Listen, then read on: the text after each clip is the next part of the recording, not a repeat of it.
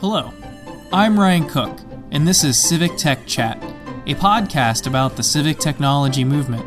We seek to harness the power technology has to improve the delivery of public services to people everywhere.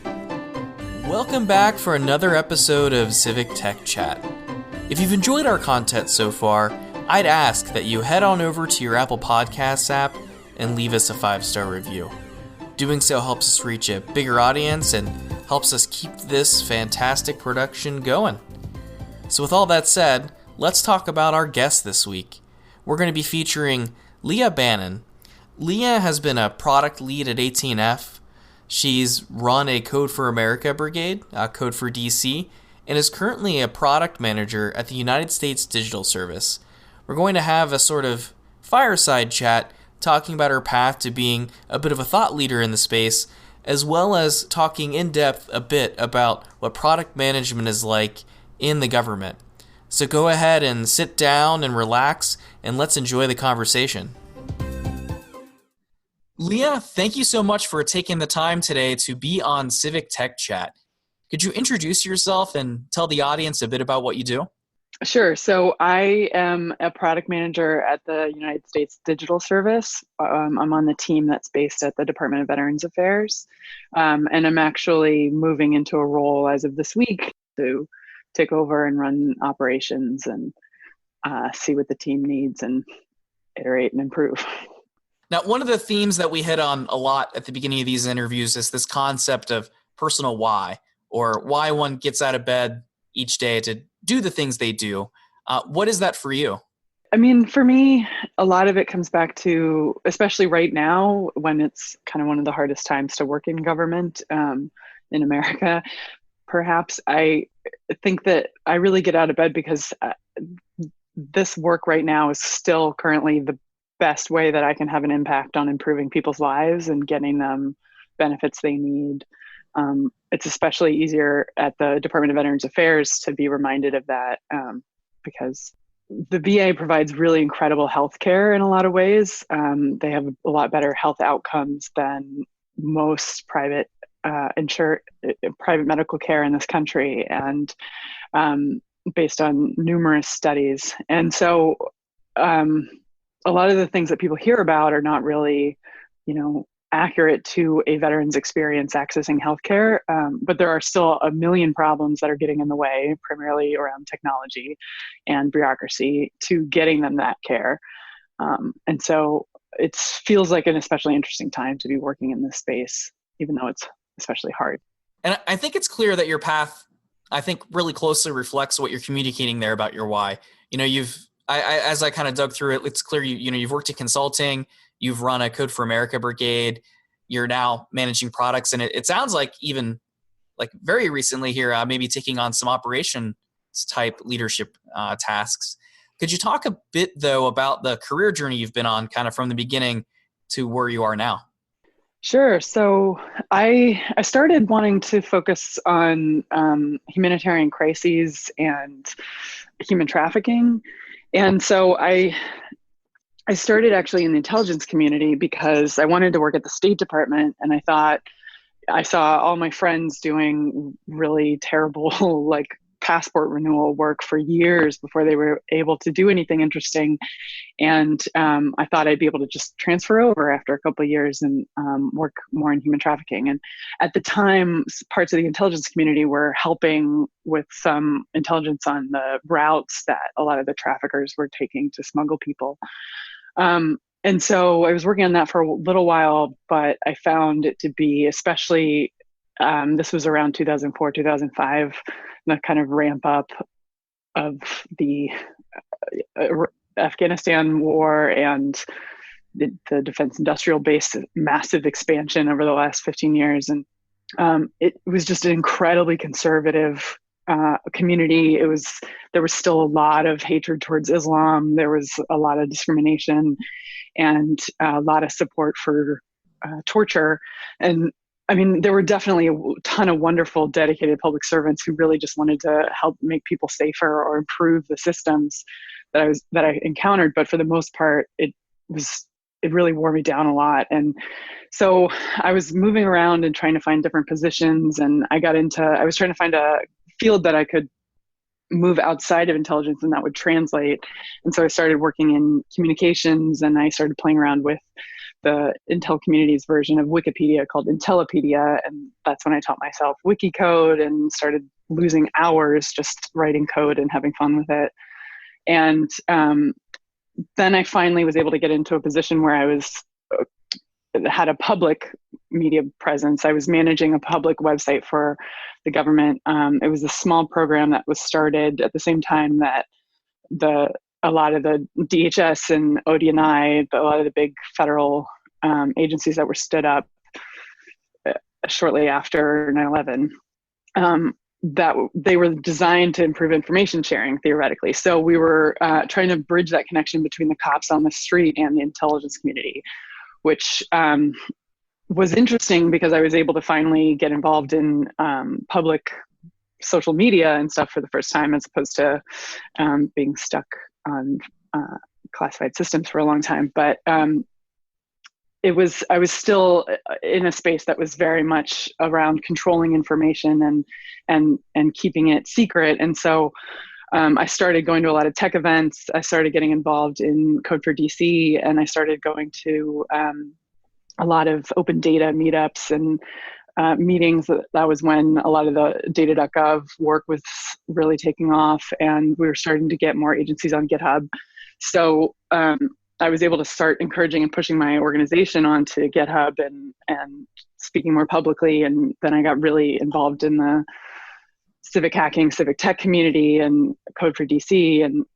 And so I started going to tech events in DC almost every single night and seeing and meeting some of the same people. But I really felt like I was tired of being the only woman in the room. At the time, this was around 2013 in DC, tech events were just super male dominated. I was often the only woman, especially in the standard tech meetups, but even at Code for DC, there were only a handful of us. And so I started asking around. I got into Tech Lady Mafia, which was founded by Erie Meyer. She's one of the founders of USDS. It was just kind of a support network and email list for women in tech. And I started meeting a lot more people who wanted to make things better and asking them how. And also I'd been to a million tech events, so done the kind of user research. And so we organized the Tech Lady Hackathon as a way to get more women involved in tech and kind of break down some of the barriers and intimidating factors around hackathons and tech events, and also give women that kind of just general basic intro course to, what is Python? So when people are mentioning and dropping words and jargon, you don't feel immediately pushed out or intimidated. And that was really inspired by another woman leading and teaching women Python in her living room, Shannon Turner. And then everyone who went to my Tech Lady Hackathon kind of went into Hear Me Code, which was what Shannon was putting together as a free Python courses for women. As soon as you take the first class, then you were able to start teaching again. And so that started growing. And then shortly after that, I took over as one of the Code for DC brigade captains. And also right around that time, 18F was starting, and I was just bugging them every other day for when they were actually going to be able to start hiring people. And then in May, I started at 18F, and I started with a handful of folks, and we were the first we were the first folks who weren't already government employees, who weren't able to transfer in, who weren't the Presidential Innovation Fellows who founded 18F. And I was there for almost 4 years, and then came over to USDS. And I've been at USDS since February. It sounds like you were there kind of it sounds like very early days for 18F. What was the environment like there in that time? It was amazing. It was, especially for me, having worked as a contractor and subcontractor and government employee and toiling away trying to convince people that GitHub is okay. And then going and immediately being thrown in this environment with all the folks, the Presidential Innovation Fellows, and a ton of folks who all agreed and had Slack from day one, and we had Google Docs, and it really felt like I had been just trudging through mud trying to get anywhere, and was now just like flying. At 18F, it was like half my day was normally taken up by trying to figure out how to collaborate on something with someone, or to, talk through something. And suddenly we had all of this, and a lot of supportive, diverse leadership. And it was really exciting and inspiring. And there was a lot of, I think the other biggest thing that was especially exciting to me as someone who had been in government for a while was the protection and top cover our leadership brought. We had this saying of being a shit umbrella for your team, which has its flaws ultimately, which I could talk about. But overall, it was we kind of had the freedom to find problems and fix them and improve, and had that kind of trust and protection from our leadership that as long as we were doing the right thing and not breaking laws or really screwing things up, we could really kind of take some different things on. And it was really exciting. Now, one of the things that I rather enjoy about your personal website is that you give a bunch of links to a ton of these really fantastic resources. One of those sites is hiremorewomenintech.com, which is, for one, a fantastic domain name because it's very to the point. But it also gives a bunch of advice where it's hey, if you want to do this, maybe try these tactics, these strategies out. I believe a couple of those things include being really mindful of the language being used in the posting, as well as tracking data about applicants and not just data about the folks you end up hiring. I would be curious, since we've talked through a bit of your journey, have you seen any of these sorts of concepts being taken to heart by organizations along the way? Yes, I've seen the concepts taken to heart, or folks really trying hard to push them. I think what I liked most about that site was that, to me, it just felt like the kind of scrappy hacker approach to getting the word out or improving a situation, which was, I know the solution. I'm going to throw up a quick site. I'm not going to make the perfect the enemy of the good. I'm going to provide some resources for folks who are looking to do something better. That's awesome. But that doesn't fix your larger diversity problems. I mean, diversity is much more about inclusion and equity and empowering people when they get to your organization. And, I think the folks who are working on this are still kind of figuring it out, and allies are definitely still figuring it out. And the thing that gets me is you can adjust some small aspects of this, like your job description, so that, when folks look at it, they don't immediately think that they need to, the studies have shown, for example, those changing things like your job descriptions is helpful, because studies have shown that a lot of times women will think that they need to have everything checked off on that box, and men will think that they only need 5, for example, or something. This is a common statistic that's cited. But I think what that misses is that maybe the woman does need 10 out of 10 and the guy only needs 5 out of 10 to actually get the job, right? Or when you just kind of blanketly tell women to behave like men as a way to solve the problem, you're not really getting to the root source of what's not working. And I think that model of feminism is hopefully fading. And I think that more it's about creating diverse, inclusive environments in the space that you're in, so that when you recruit folks, they're not expected to just conform into our version of meritocracy. And it's a complete meritocracy as long as you just completely conform to exactly what we think professionalism and success are, and you mold yourself in this way and make it work for us. And I see this a lot on teams. I see a way that if you are in that environment and they're completely dominating your version of what success is, then you are really hard on yourself, and you're constantly trying to force yourself into a mold that doesn't quite fit, and you're not bringing your full self and your ideas and your skills in, and they're not going to be recognized by someone else who has another creative career path or a different experience and can see certain things that you're good at and help you grow those skills or mentor you, and it's a big complex thing that we should be focusing more on many parts, and I should probably update my website. Also on your personal site is a contribution that you highlight is one that you were a part of, is the work you did on FOIA.gov, which for folks listening, the acronym FOIA stands for Freedom of Information Act, which the act is a law that was passed in 1967 that requires federal agencies to disclose information to citizens that request it if that request doesn't fall under a number of different exemption categories, of which I think there's 9, if my memory serves. Mm-hmm. My favorite one is you're not allowed to publish well data. I did not realize that was a category. Well data. Yeah. Huh. Yes. Yeah. It's or we're not required to share it because then you could find it.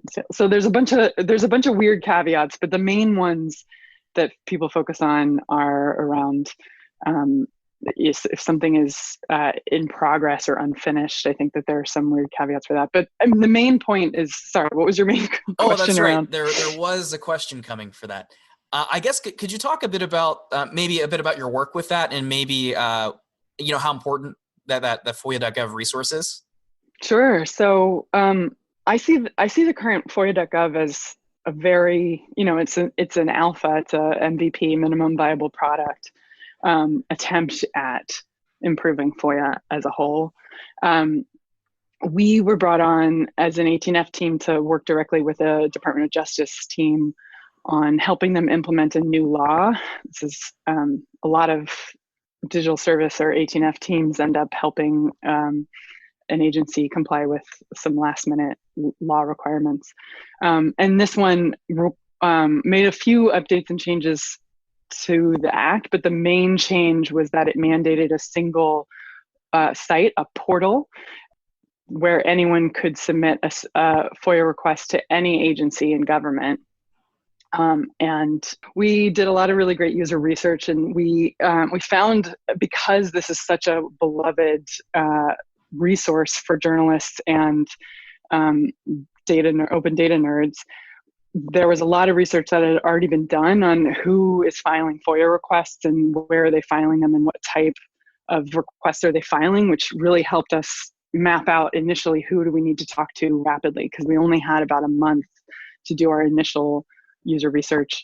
And DOJ came in and sat in on a ton of the user research meetings, and so did a bunch of the engineers on the team, and most of the team sat in on almost all of the interviews, which is incredibly difficult to plan out on a new project, but paid off so richly. In all of our conversations later, everyone was constantly grokking those user experiences and raising them when we were discussing potential solutions or features, and questioning them. And it ultimately led to me getting to hear DOJ defending and demanding certain user needs to the CIO's office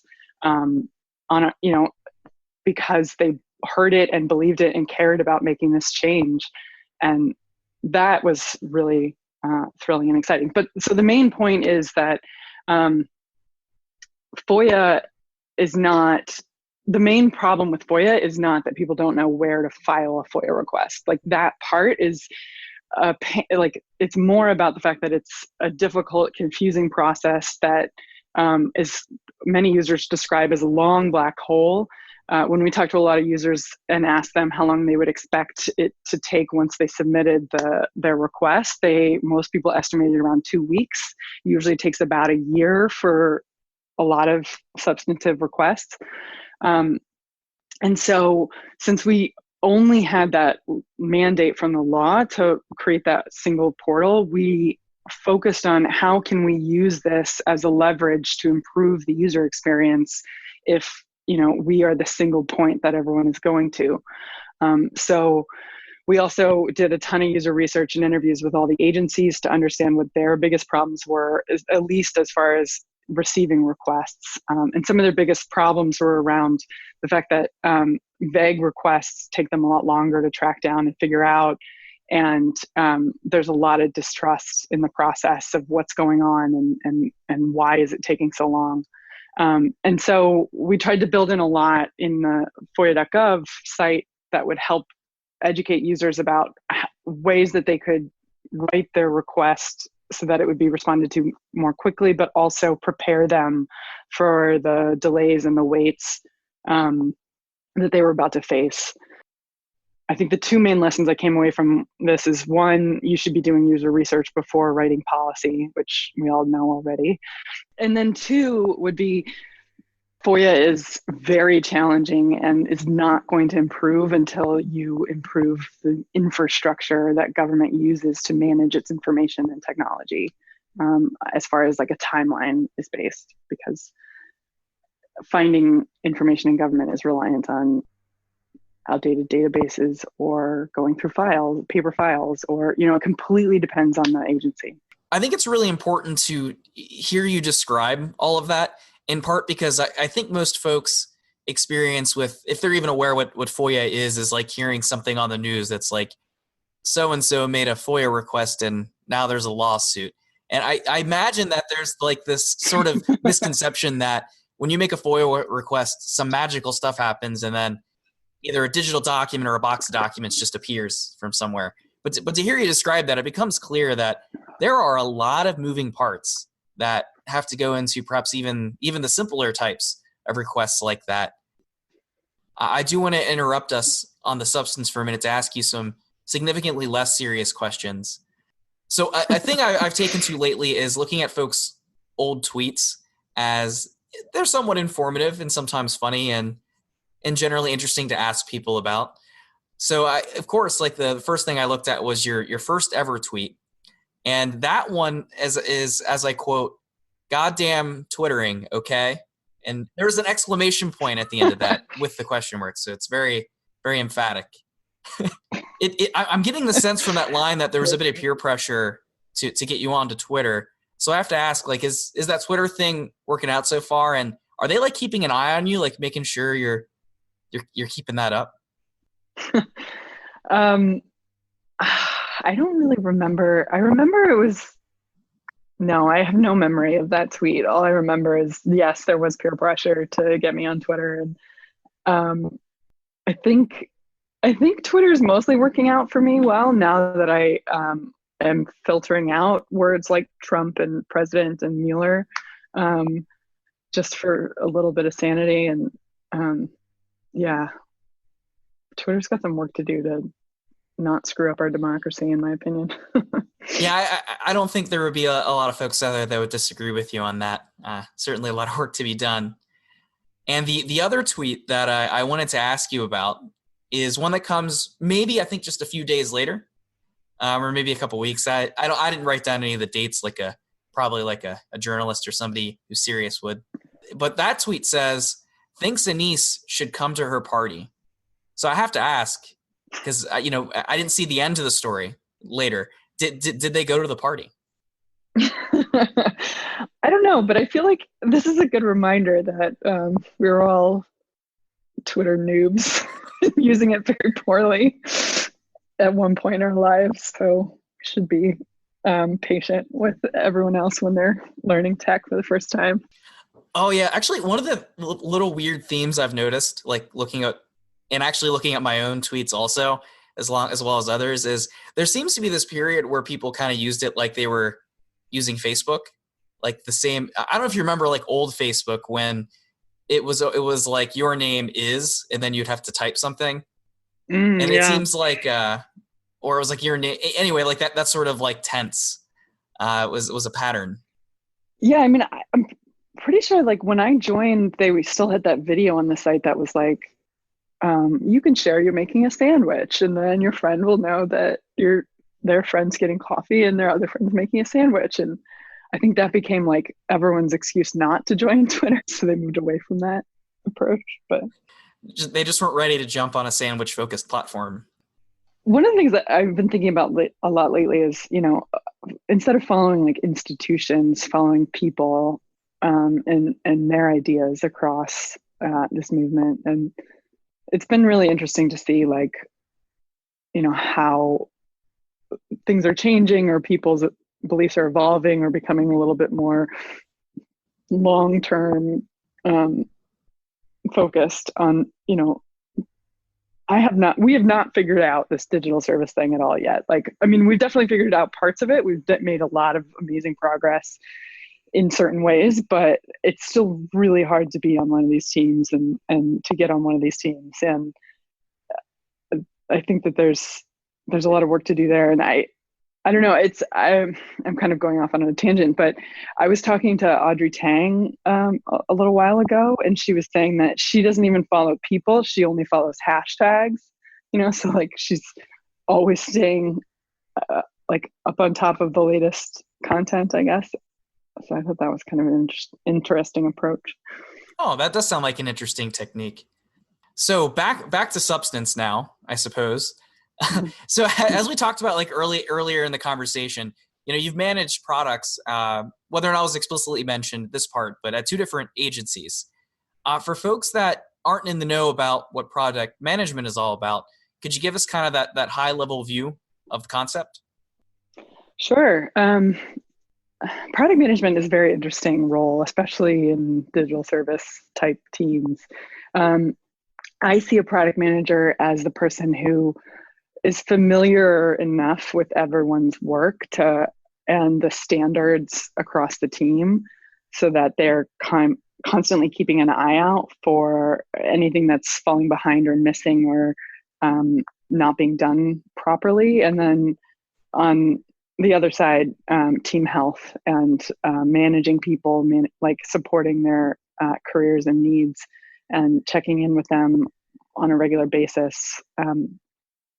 I think second level that is fundamental to being a product manager is that you are leading without authority. Usually, it's usually a model in which you're seen as more of a coordinator of the team and facilitator, and you're constantly having to influence a lot of other factors outside of your team to support them, or escalating things that you really can't fix and problems you see coming up in the future to your leadership so that they can help you out. I think we're going through an interesting time now because for a long time, product managers have kind of been the kind of people who become product managers, I think, are also the kind of people who will just keep taking on more and more stress and accepting it as something that's their fault to fix.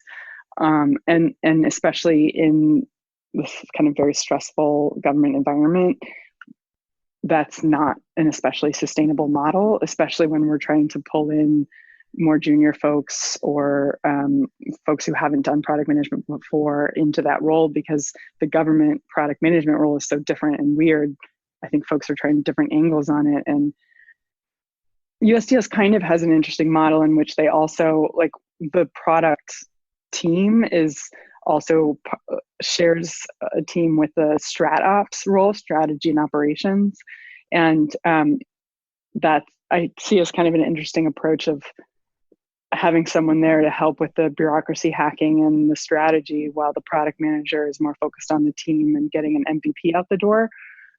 But it's tough. I don't know. I mean, I'm currently moving into operations and leading operations for the VA team. So trying to figure out, trying to treat our current systems for managing our products and teams as a product itself and doing discovery. I think the digital service movement is currently kind of trying to figure out, how do we have the best impact? How do we keep people in the movement and keeping them inspired? And I think a lot of it is around, showing that you're making an impact, showing that you have a strong strategy forward, and celebrating the small wins and talking to each other about the problems. But I know a lot of teams are struggling with this. And so my current product is kind of figuring out a model or at least creating, using our discovery, our research tools that we know work on problems to solve some of our own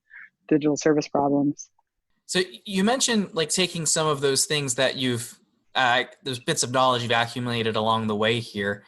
To that end, are there any like strategies or tactics you've observed as being effective, and whether it's like trying to keep a product on track or kind of interacting with those problems that you were describing there?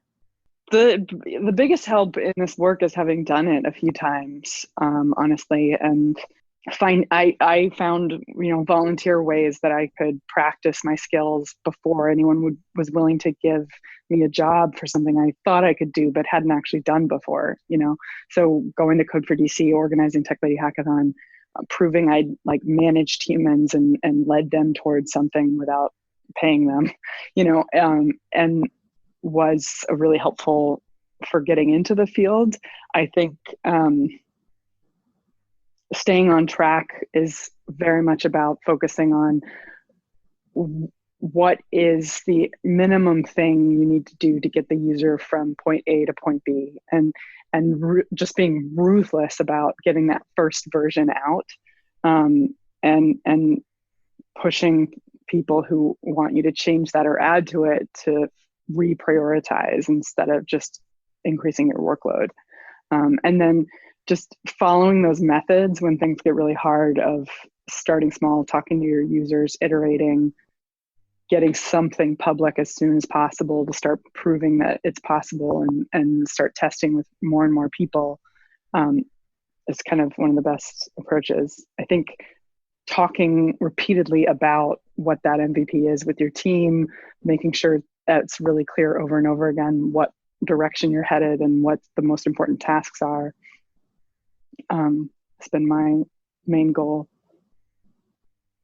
And I think you might have alluded to this a bit in an answer or two back, but what might be some things that a product manager like yourself in the public sector might need to be mindful of that perhaps ones in the private sector don't? Well, Dave Zvanich actually recently wrote, he's one of the former directors of 18F, a piece about product management and government that I thought was really articulated an answer to this well, which is government is very hierarchical, but also decision-making is spread out across the organization in a lot of different ways. And I think a lot of product managers who come into government expect to have a lot clearer leadership choices and direction that they can then use to translate into their strategy and goals. And a lot of times you're not going to find that, or, it was built in as a way and checks and balances against corruption. And so kind of understanding more about, and really focusing to understand more about, asking why. It's okay to ask why and learn more, but it's not okay to just assume that there's an obvious better way and that you can make it happen. There's usually many, many layers. One of the things I like to talk to people a lot about is thinking of the rules and bureaucracy that they encounter as kind of a cascading waterfall of rules. Like you start with the Constitution and laws and decisions from judges in cases, and laws turn into regulations, which then lead to policies in an agency, which then lead to tasks and rules from your boss, which then lead to your own culture and understanding of what your power is in an organization and how you can affect it. And learning more about the thing you're encountering and where it falls on that waterfall of rules and how changeable it is. Like, for example, Erie Meyer did a ton of work on making it easier for folks to test with users just by asking around when she was told, you can't talk to users, it's against the Paperwork Reduction Act, over and over again. Well, the Paperwork Reduction Act was written with some good intentions in mind to force people to justify the number of hours that they were going to be asking the public to devote to a new form, and proving, and measuring out how many hours is this going to take? Are these new rules and regulations going to take? But you're allowed to talk to 10 or fewer people if you ask them different questions and you're just testing a new thing, without going through all those regulations and policies that's specifically in the law. So kind of figuring out those hacks around, I think we've figured out a lot of these kind of baseline hacks around to do our work in a minimum, according to minimum standards, but or like fixing the ATO process in government that you're required to go through before launching a site. Like, these are things that are movable or improvable if you train your community organizing skills on them. And actually, if I'm not mistaken, I think didn't Erie also post like a blog post that was something like, no, the Paperwork Reduction Act doesn't mean you can't talk to users, as like the title? Probably. Okay. Yeah. For the listener, I will try to hunt that down and see if I can't link it as in the shout out section of the episode here. So you were also mentioned in a Medium post that I found that was like all about this thing called the Move Forward 100 event, which for listener context is an event that was inspired by President Obama writing what was called like the first ever line of code written by a sitting president during what I think was Computer Science Education Week in 2014. And the reason why it's called Move Forward 100 then is because the function that was called by the president, and that was move forward, and then the argument used was 100. I believe it was in the context of this thing where he was like trying to move a character around, which maybe was Elsa, if I'm not mistaken. But yeah, I think it was something like that. Yeah, could you speak a bit to like the importance of that moment and perhaps the event that then kind of followed that was kind of celebrating that happening? I'll have to find this post. I don't remember the following event that closely. I remember this was a kind of a very exciting time because I think Megan Smith was newly CTO, and she is just a wealth of ideas and creativity, kind of pushing forward and moving the needle on some of these things. And it was 18F started in March of 2014, and so this was probably, a few 4 or 5 months after we started, I think, and we were just thrilled to have support and any kind of gesture, especially from the president, that tech is important and learning tech is accessible to everyone. And this was also a time that we were really trying to make the argument that people should have written a line of code or two before they're making massive decisions about how to build technology, trying to get more technologists involved in a lot of these discussions. And I think based on that, we also had a quick intro to code at GSA with 18F, and we got the administrator Dan Tangerlini at the time, and Megan Smith writing code and taking pictures. Now, and I think at that same event, the thing, like at least I saw in the post that was tied to your name, and it was work you were doing with analytics.usa.gov as a product or / project. Could you talk a little about that? That was a fun project. So it started based on a couple years of work that a team at GSA had been doing called the Digital Analytics Program, DAP. And they had purchased, one of the things GSA is, their mission is to sell services back to agencies cheaper than the agency alone could procure it. So shared services is what they call it. And so that team had purchased a global Google Analytics tool and done the policy work to get them to remove certain tracking things that so that we wouldn't be able to track individual IPs and some of the things that we were worried about from a privacy perspective and that are regulated. And so there was this wealth of data, and they'd done such an amazing job. They had hundreds of government sites on there, and we wanted to make it more public.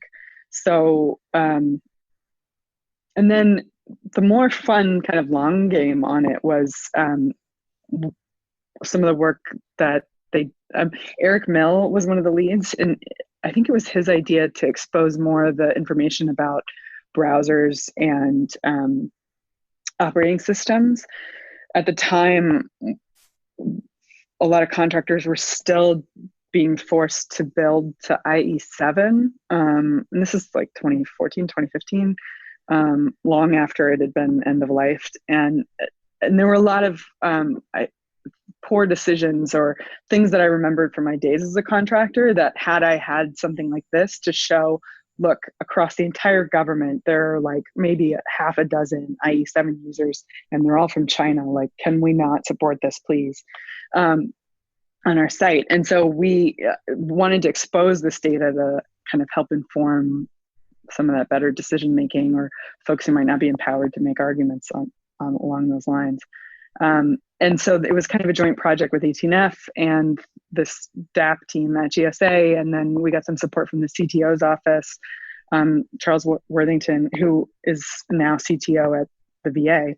And yeah, we got this thing out in like a month. I think I got nervous and did some last minute usability testing at Code for DC. I just kind of took over my meetup that night and had everyone poke around at it. And we realized that like the way we'd framed it made people think that we were showing them data of like all active internet users in the country.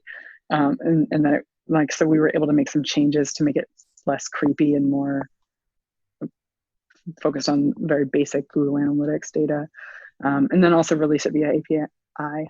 And then we struggled with the White House comms office for, I don't know, like a month trying to get it out, and finally did.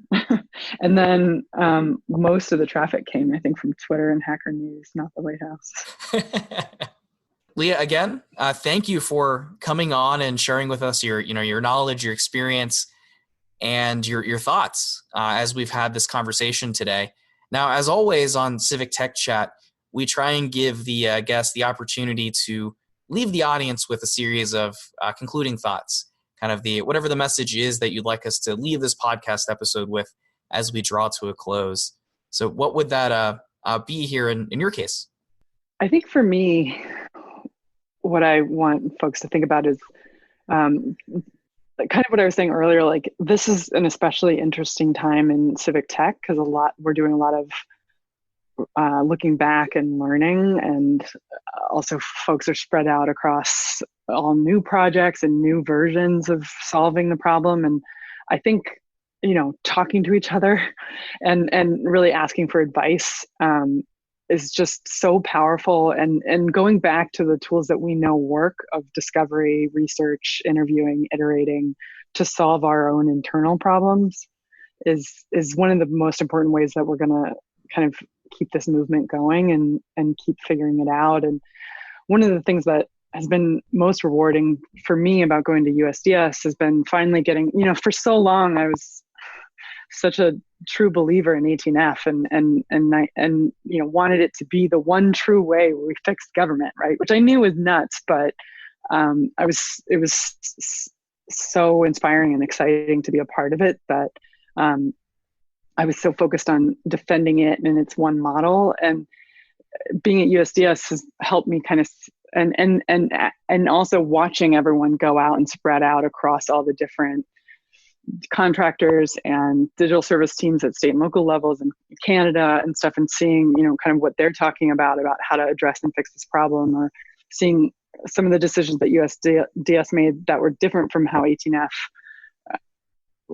worked that have been better or worse, and the effects that they've had. Like, there are a lot of different ways to do this, and there are a lot of different problems. And I think comparing one team against another, or another digital service, or, another country or something, and saying like, they're doing it wrong is the wrong approach. I think, everyone's making compromises and trying to fix things and trying to adjust and improve. And the more we can kind of talk and keep sharing what we're learning and have empathy for each other in this difficult work, I think we can really make some huge progress for people in this country. I think that's an excellent note for us to conclude on here. And Leah, again, I can't thank you enough for taking the time to come on the program and speak with us here in Civic Tech Chat land. So again, thank you. Sure, it's my pleasure. I'm a big fan, so keep it up. You can follow us on Twitter using the handle @CivicTechChat. Visit us on the web at civictech.chat, or subscribe to us for content updates wherever it is you download your podcasts.